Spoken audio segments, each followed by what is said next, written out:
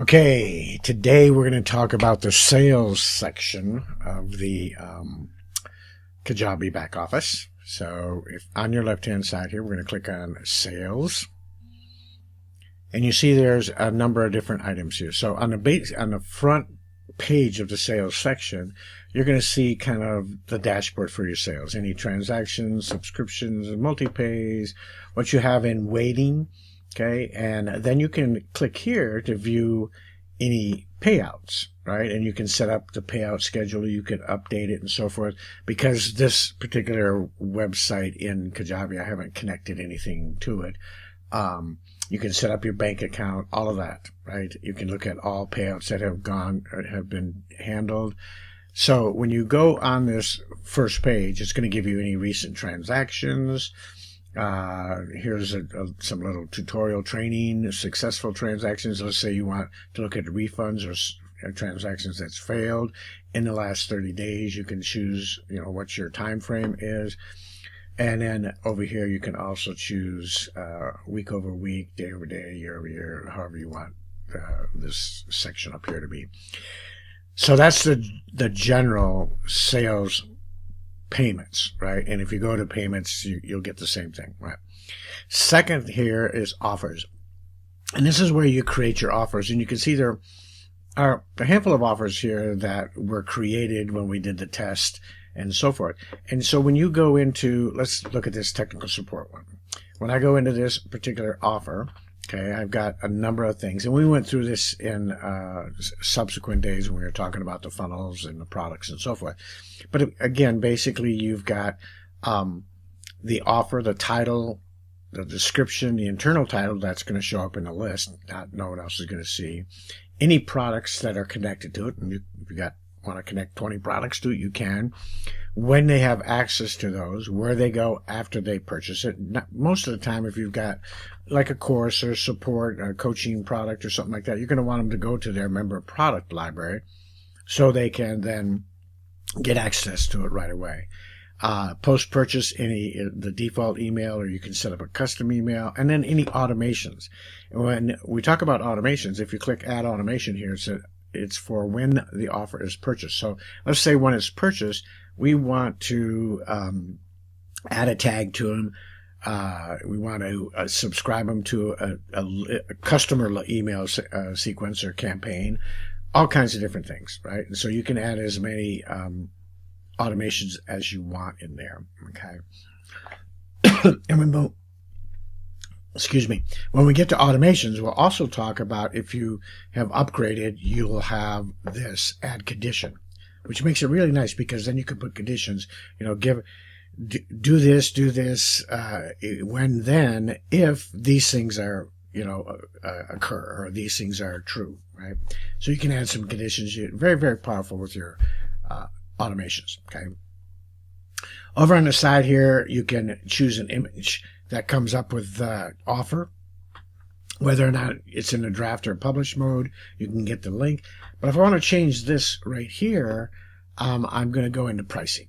Okay, so I go into pricing, and now I can choose what type of payment, multiple, subscription, or free, what the price is, what the currency is. I can also put this in here now as kind of new, is let customers pay what they want, and I can add a custom price option. Okay, so maybe I click on this, and instead of the price text being the dollar amount up there, you might put create your account and purchase below.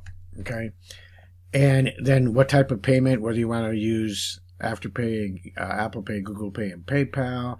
And then any limits. Sometimes I'll do this where, maybe I'm only going to offer this to the first 10 people or the first 100 people or something like that.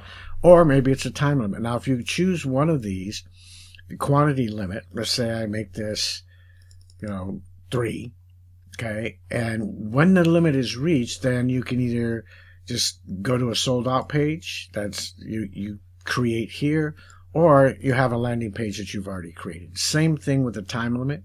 Maybe there's an expiration date, and then you have them go either to an expired page or a landing page that does the same thing. Okay, so I'm not going to do either of those in this case. And then you save it, right? And then any upsells that you want, right? So you can come over here and you can create an upsell.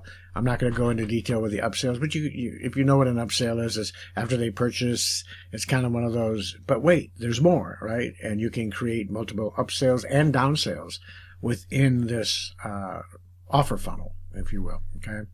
And then the settings is where you're going to put some notification settings together, and maybe decide whether or not you want this to actually be an affiliate program, an affiliate commission tied to it. Okay, so here I could say, yeah, whenever anybody purchases, send me an email, and let's do some abandoned carts, say like 10 hours later. Let's send that, and then we save it, and that's ready to go. So if someone has started but abandoned the cart, Kajabi will take care of in 10 hours, sending them saying, hey, do you want to do this? And you can go in there and edit that reminder email template if you want. Edit checkout up here is where you can actually then edit what the checkout page looks like. Okay. Now, see, you'll see this would normally say $100 up here, but we've changed it to that custom where it says create your account and purchase below, right? And we already know the price here, and then name your price minimum $100, right? So if they just leave it $100, that's fine. But if they want to put, oh, I like this guy, I'm going to put 150 in there, great. It takes that and it allows them to do that, okay?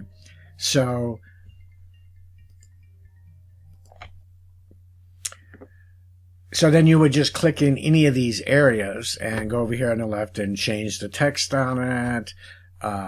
You can go hit the back button. We can look at this is the page content, and then we can look at the design. So if we want to change the color of this button over here, we can click on this and we can maybe make it this color. And nothing takes place over here until you hit the save button. It doesn't automatically update. If you wanted to choose another banner, for up at the top here, if you wanted to put your logo in, you would do that. And then once you save it, you'll notice this changes over here, the color. Then I can go back and I can go into the form fields, and let's say I want to collect their name and their cell phone number. Okay, and maybe I had some custom field, or I wanted to add a custom field. I can do that, and now once I save it, you can see it adds that to it. And then this last two here, the first one here, additional settings. This is really important because I always check returning members must log in and collect new member passwords, right?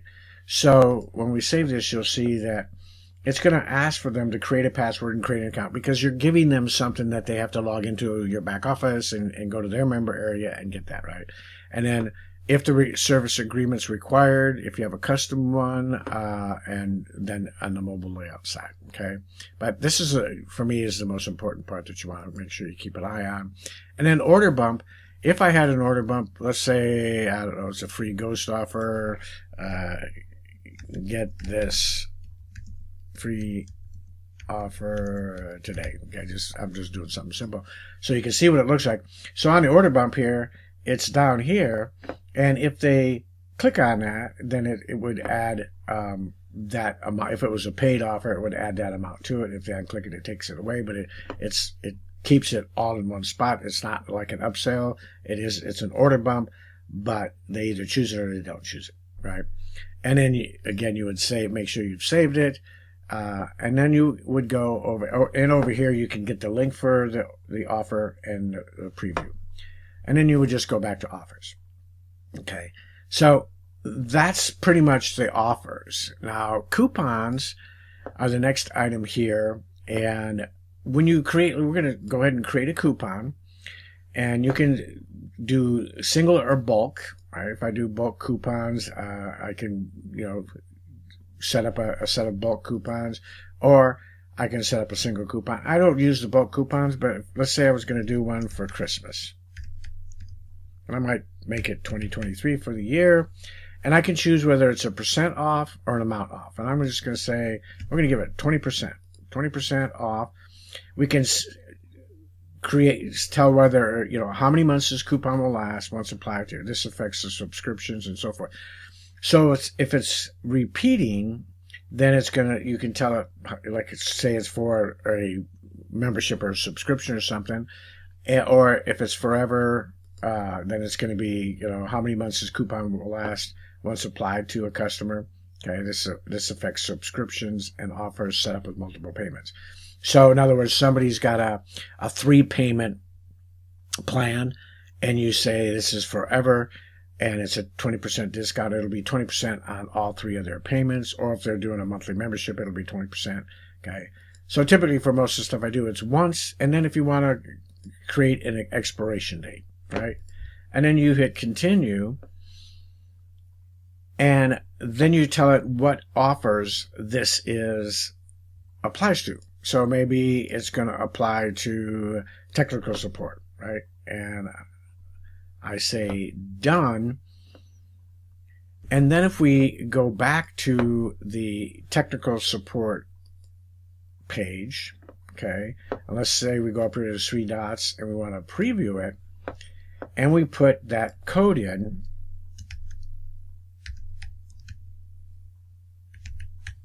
and apply it, watch what happens.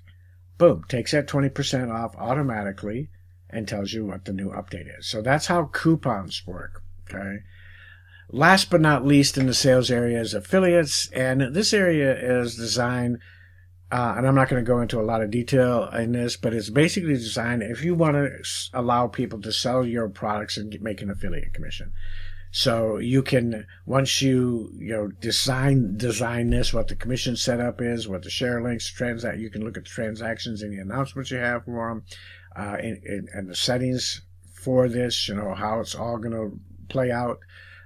And I will do a video in the near future in more detail on affiliates. But the fact that you can do this is very, very powerful. And I know you could really build up a good list and a good product sale if you use this part of the sales area. So that's the sales area. Tomorrow, I believe it's day 9, we'll get into the website, and then day 10 we'll do marketing, I believe, in context. But we'll go right through the days.